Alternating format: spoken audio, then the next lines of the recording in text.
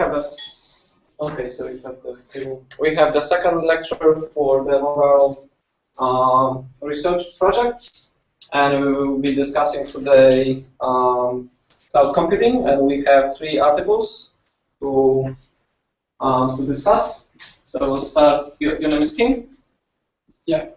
We'll start with King and the first article, right? Yeah. Excellent.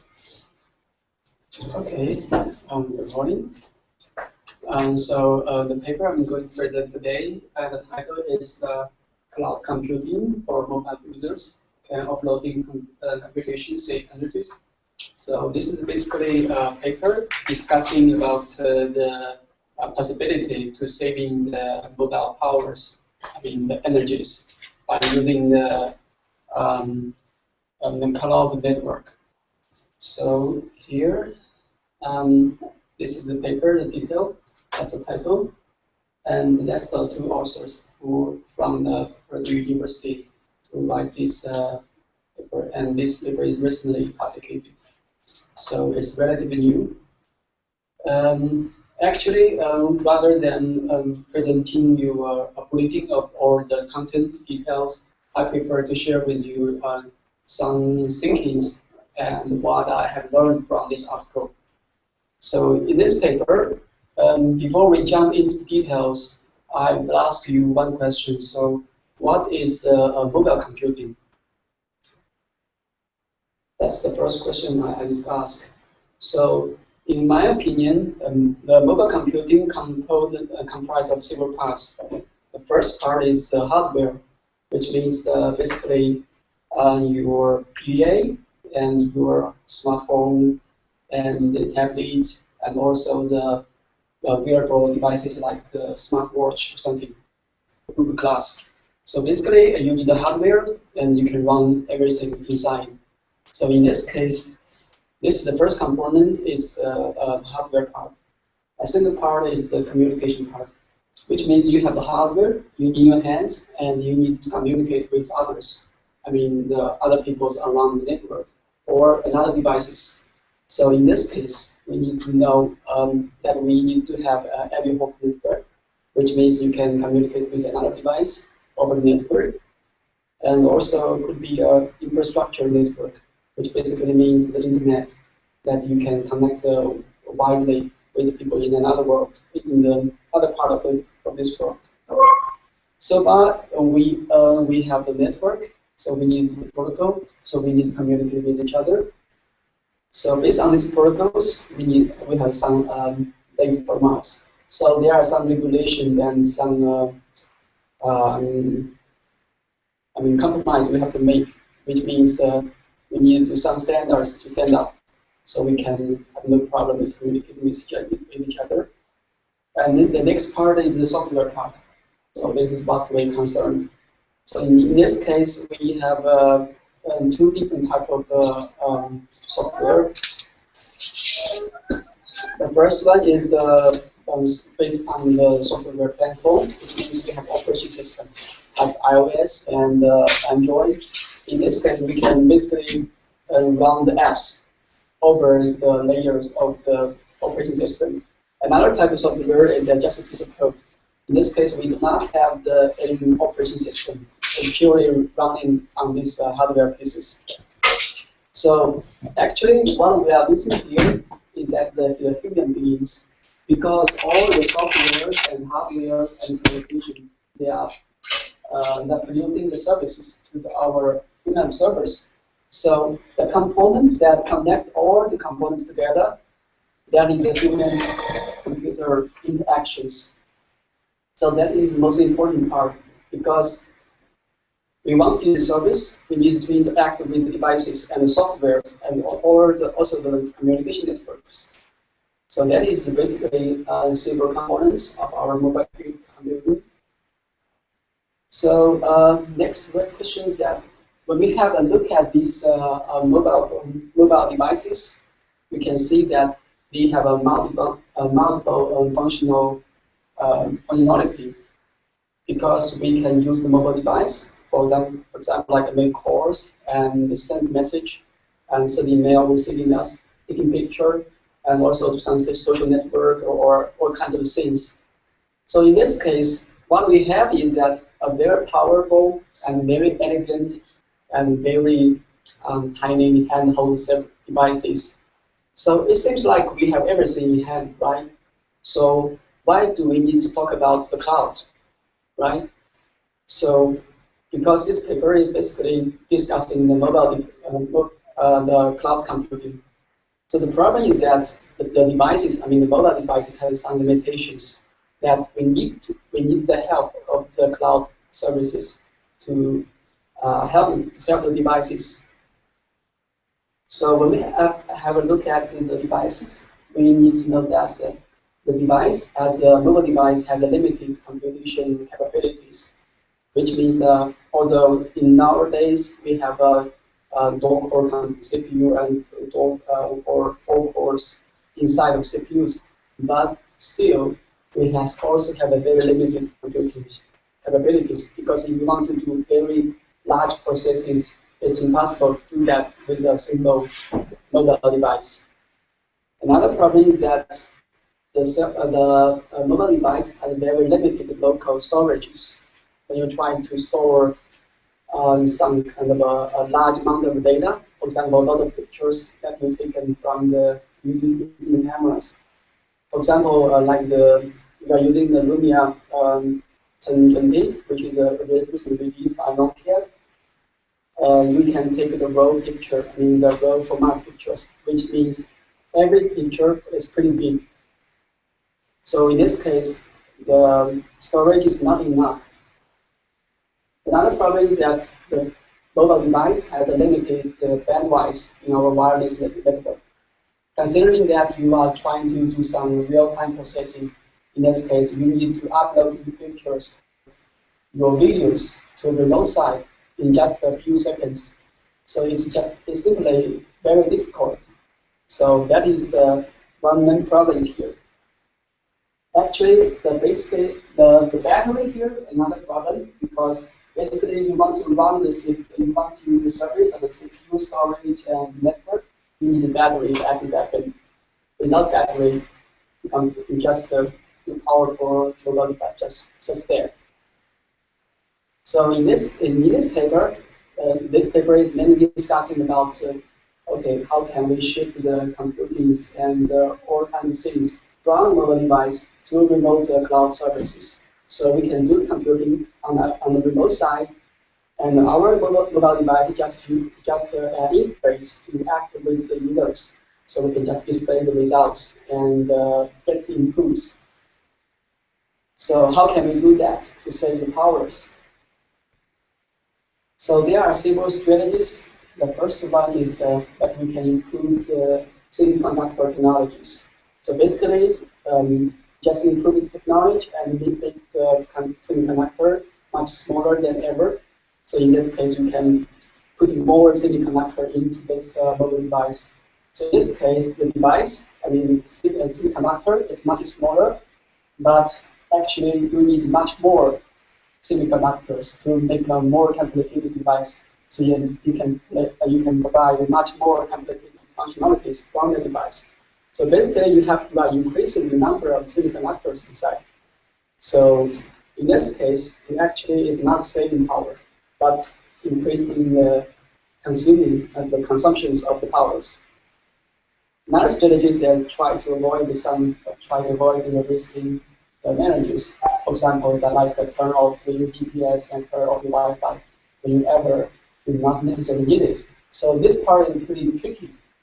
It's not something like automatically things. Another method is trying to execute the program slowly, which means you decrease your CPU frequencies, so you can save a large amount of power inside. The last one is which is proposed by the author, that is shift computing to cloud. So one question to ask is, what is cloud? So we have a look at this picture.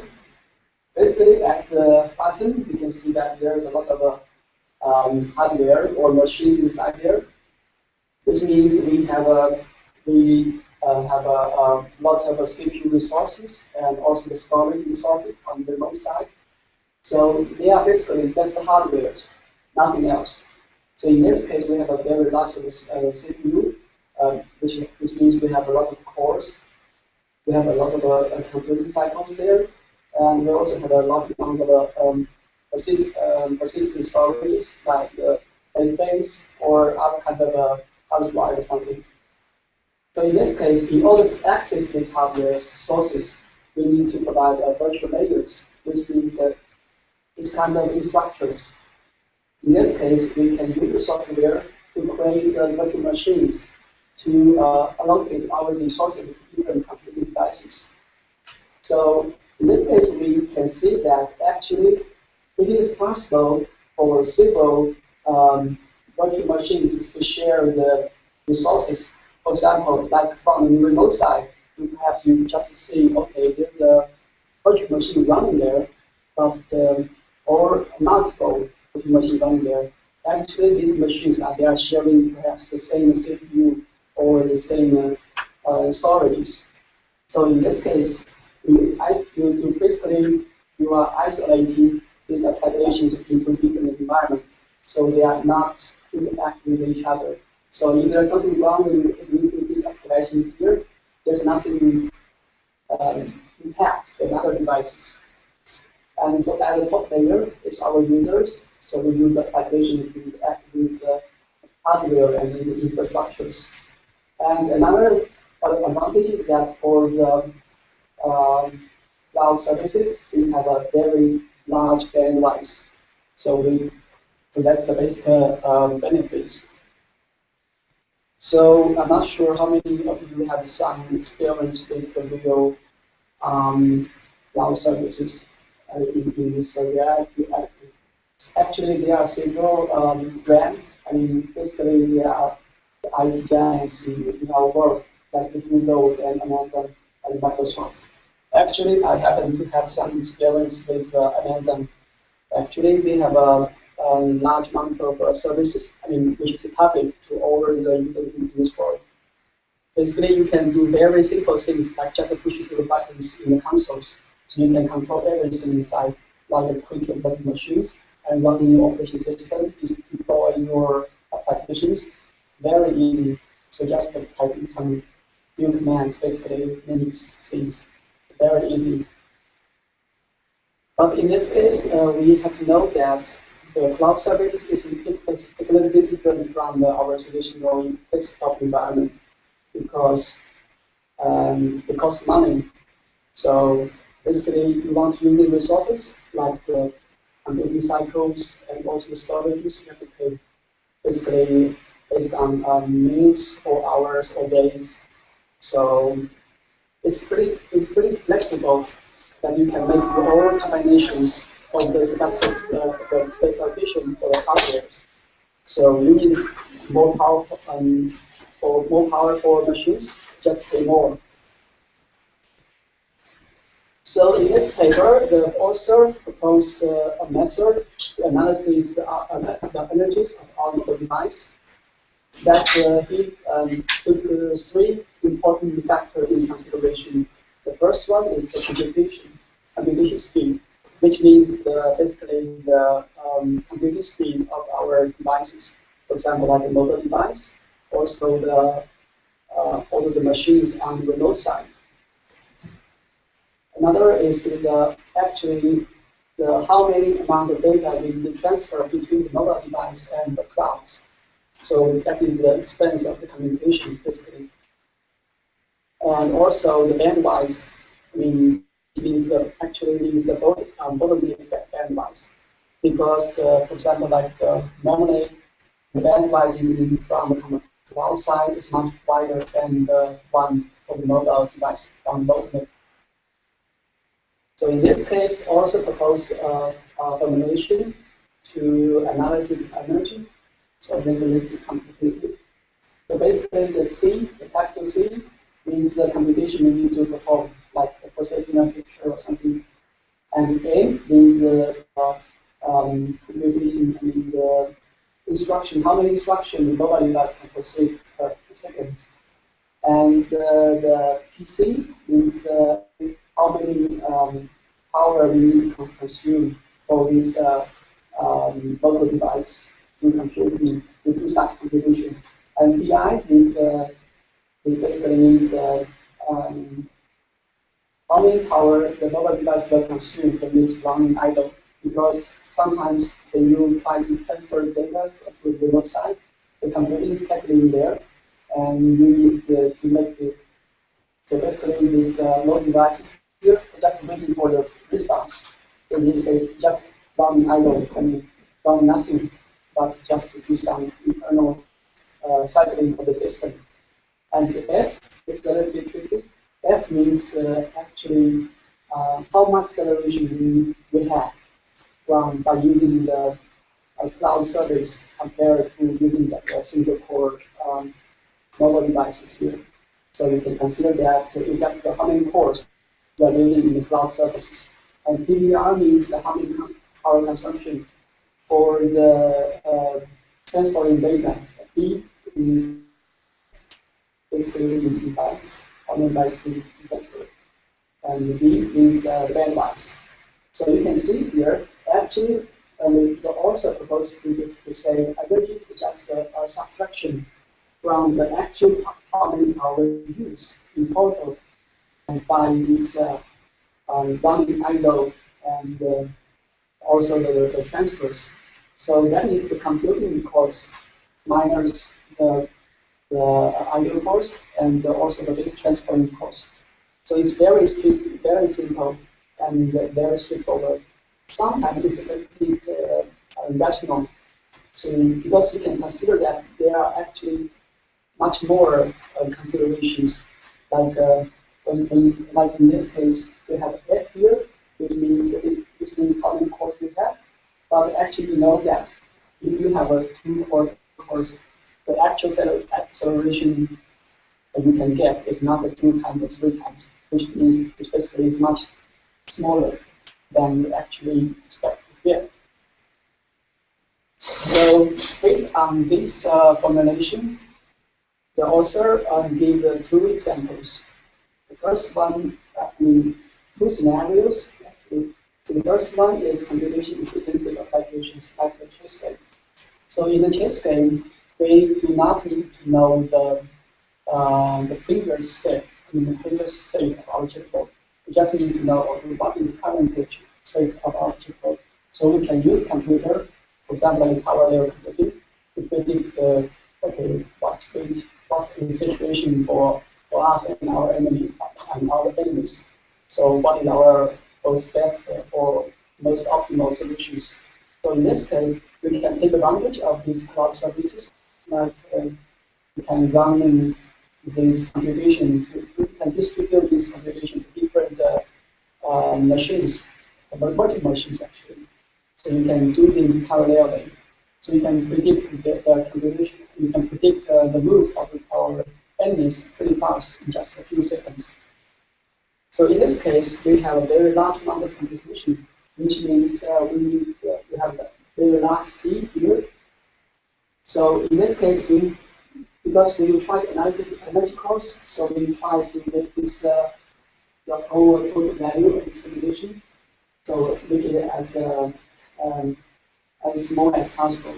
So in this case, we have a large C here. In this case, we need to increase the number of our F, which means we increase the cores we are using. So we can increase this, we can reduce this part. And so we this the whole thing is much larger than expected.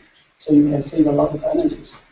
But you can see that when you because the C here, you can see that it's constant. But if you will increase this F number very large, for example, like 10 times, 100 times, in this case, it doesn't make sense.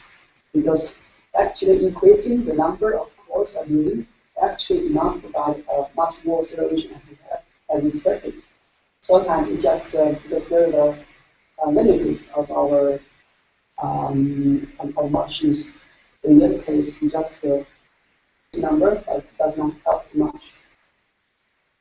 And for other numbers, in this case, just constant. So you can see we're actually increasing the cost of the computation cost. Actually, we are reducing the power consumptions.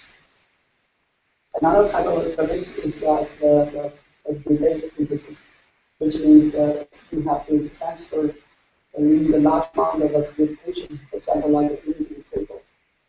Actually, most of the computing for example, like you're trying to search an image from a mobile device, you send a request to the example like Google, and you're trying to search an image with some keywords.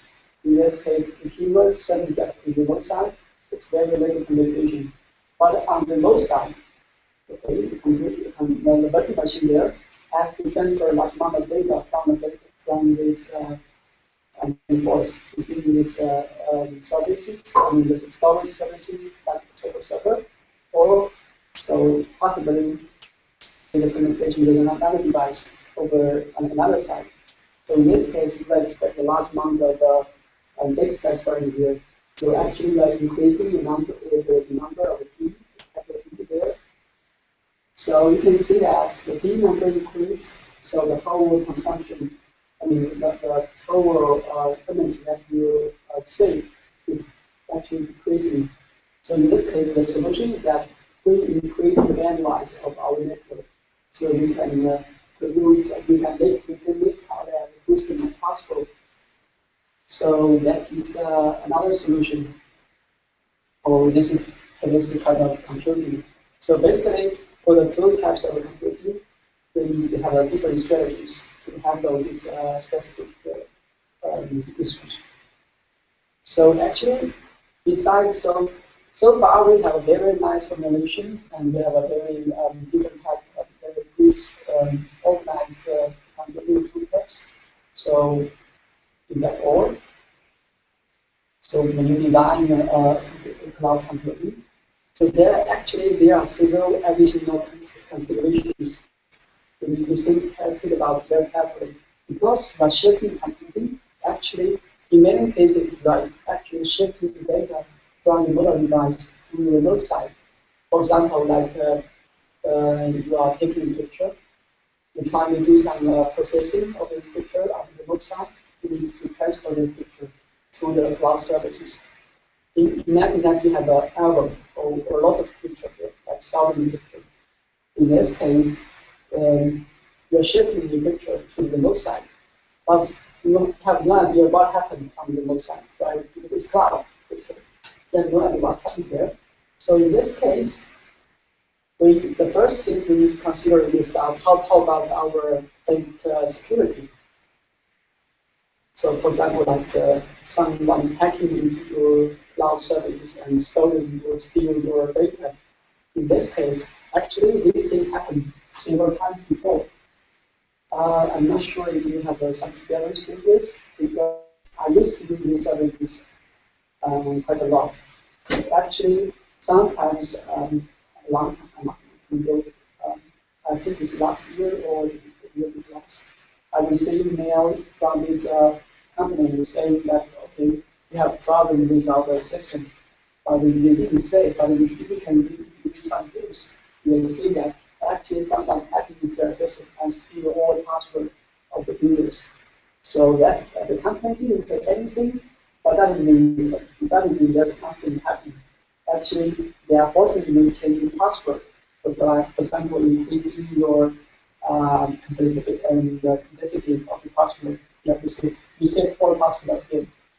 So this is one example of the password picking.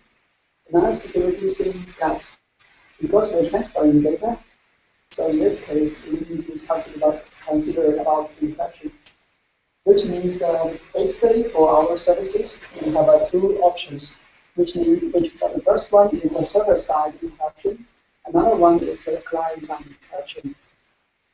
So for the client-side, for the server-side encryption, we consider that, for example, like cloud storage.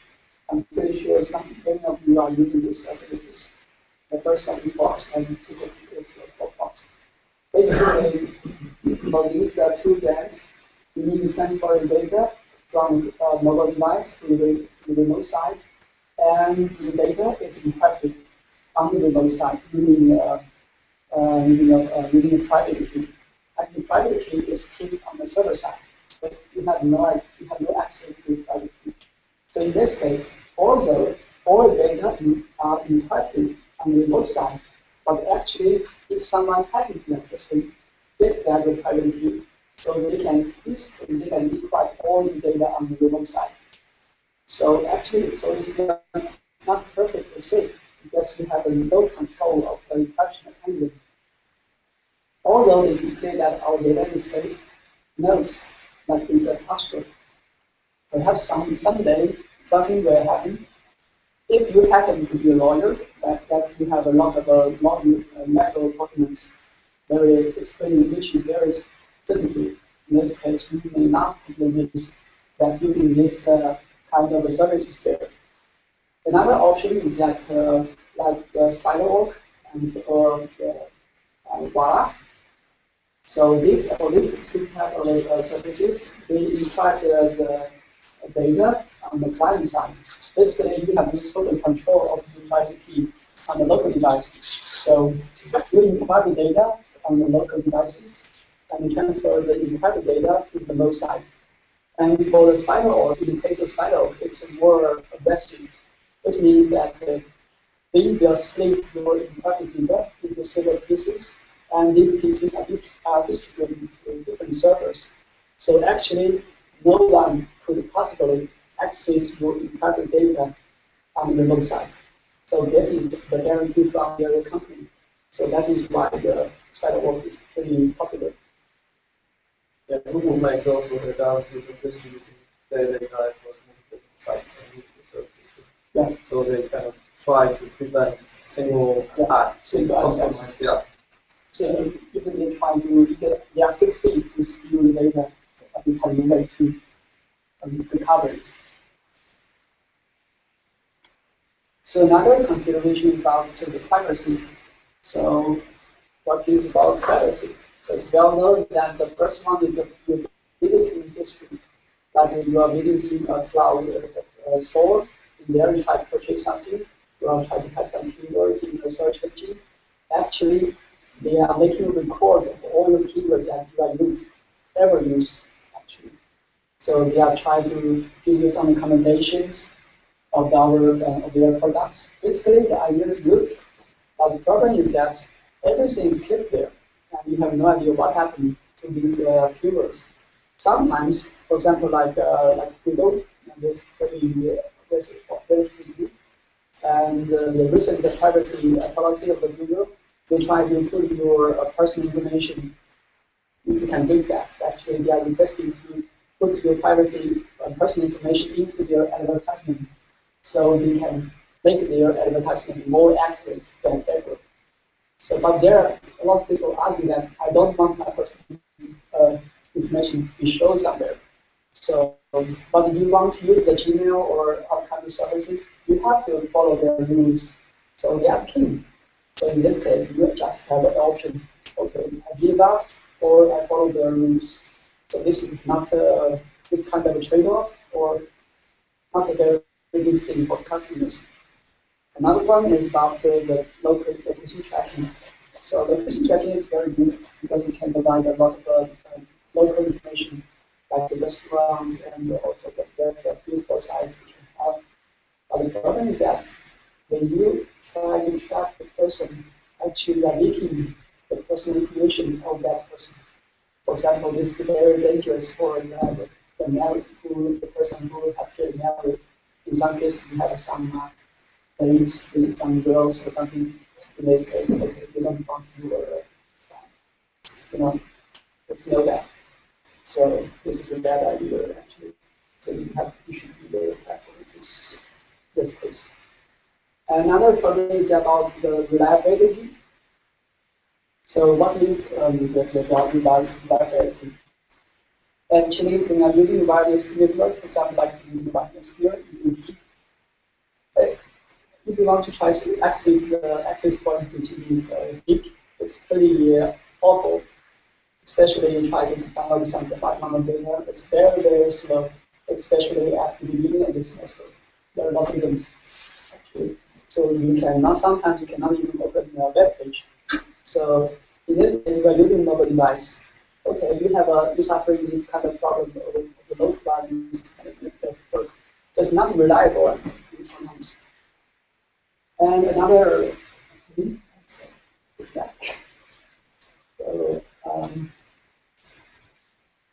we can increase the size.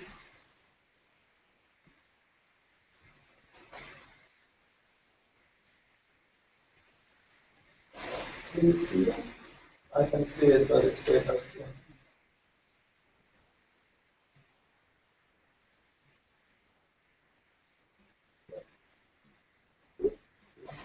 Another part about the cloud services outage. This picture shows that in the August of this year, Google has suffering a problem with the service outage, which means everything stopped work, like the Gmail, YouTube, or all kind of things. So what we see here in the curve is actually how many traffic dropped during this outage over the entire network in the whole internet. So you can see that actually there are 40% increase when their service is down. So actually you can see that a lot of people actually depends on the Google to survive. So you can consider that, okay, this is for Google, which is a very big company. Considering that for your case, which means you are running an application or you are doing a business, running in the remote side, if you suffer this kind of problem, okay, you should consider very carefully about this. Because I have some experience. I used to use the Linode, which is very similar to the Amazon, and I'm creating a virtual machine on the remote side on the website, very small website. Actually, I choose a server in the island, and in many cases, sometimes I will receive an email from the administrator to say, okay, we are updating our hardware. We are expecting a reboot of our system. Okay, actually, okay, that's fine. So after the reboot, I check it on my website. It's not working, and there's no reason. And some very weird things happen. For example, like when you try to access the website, and all the CSS is gone. I have no idea, I have no clue what happened because we did nothing to your server. So this kind of things is pretty awful, and you don't like that. Another consideration is about the cloud storage and redundancy. Because if you run a large amount of data, for example, for example, you are running a Facebook, you are storing all the data of your messages of your friends or things there. In this case, if you lost the data, okay, you lost the user forever. Right? So the last one consideration about the real-time data, because basically you need to this is the for example, like the tracking or this kind of random image processing. For some website, for some online editing of the pictures, you can transfer your, example, the picture taken from mobile device to the website, and you will do some processing, and you will transfer it to the internet. So we have a real technology from the website. You have no idea what happened. Or you can see just the results. So in this case, no one wants to wait there to see the screen progress bar going around. So you want to see the result immediately. So in this case, you need to consider about real-time data processing. So,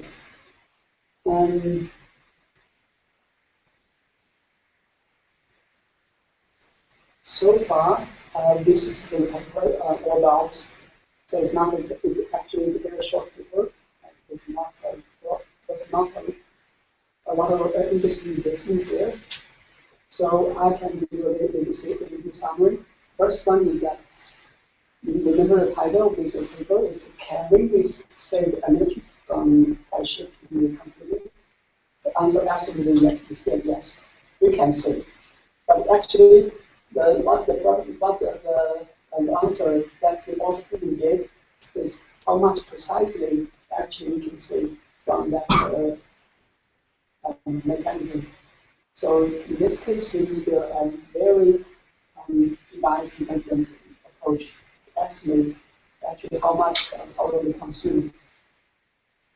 So the method proposed by the author is not very good, but it's pretty straightforward combination.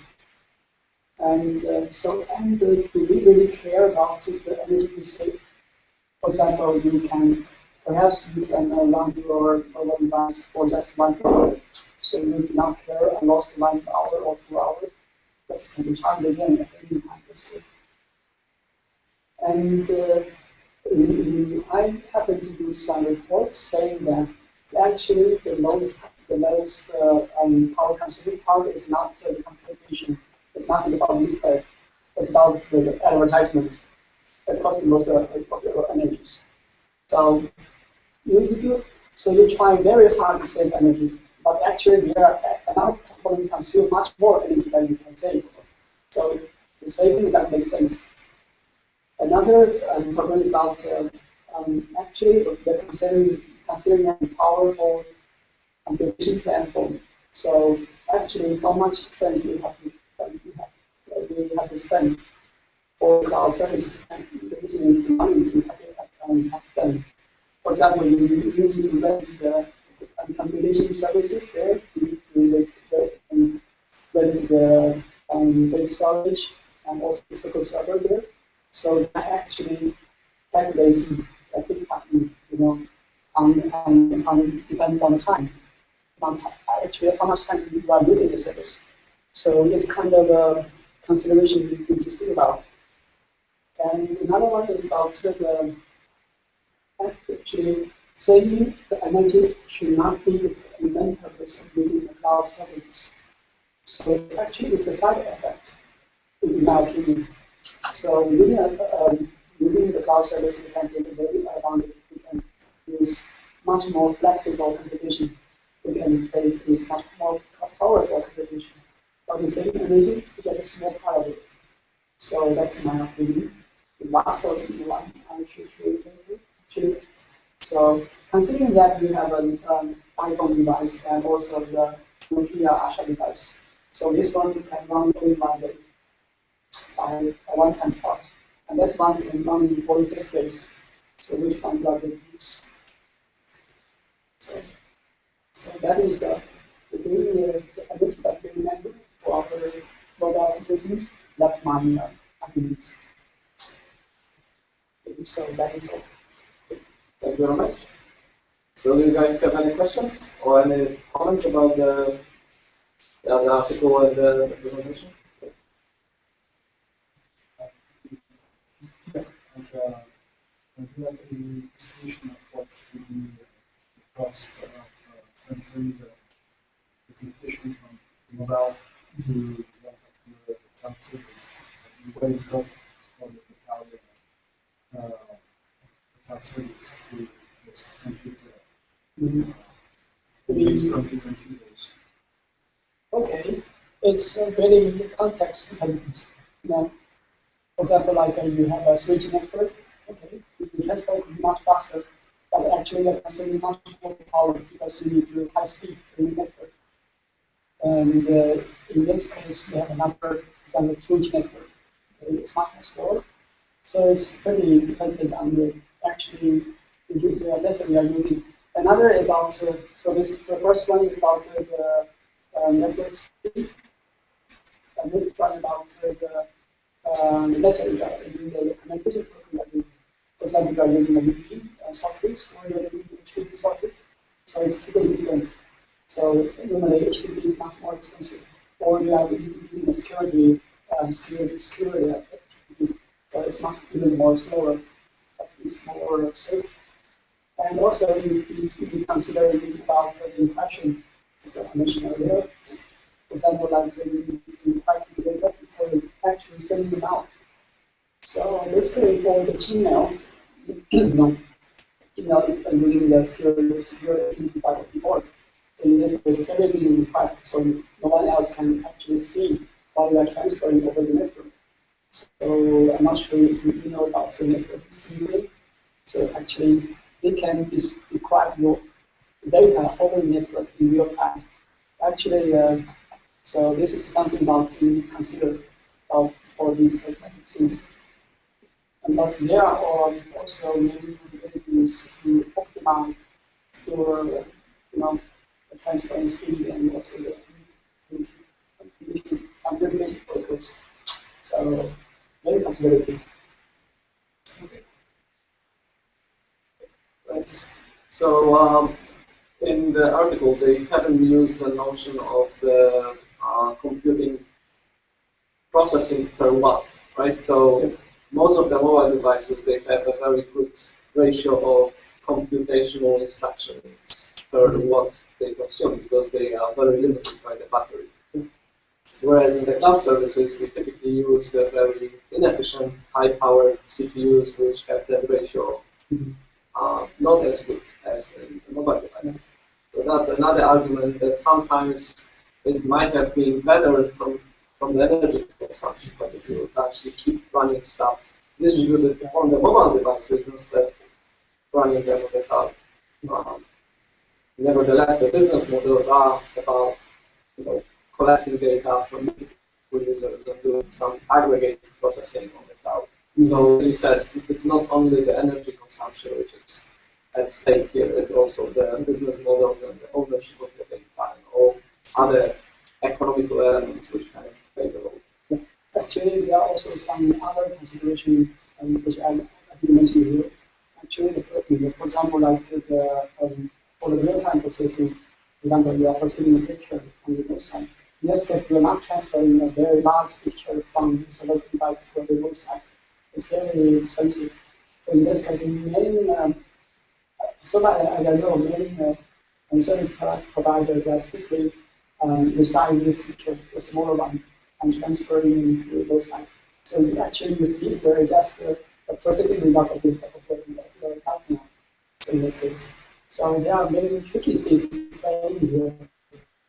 So you are saying that, okay, it seems like the service is much faster than that one. Actually, the result is not the same as expected. So you're trying to transfer this picture to your desktop to display on a very large screen. Yeah, it's awful. I think it's surprised. Yeah. Okay, thank you very much. So let's have a short break, and then we will go to the second person. And after we discuss all the articles, we have another session where we sort of discuss them all together. So I will stop this.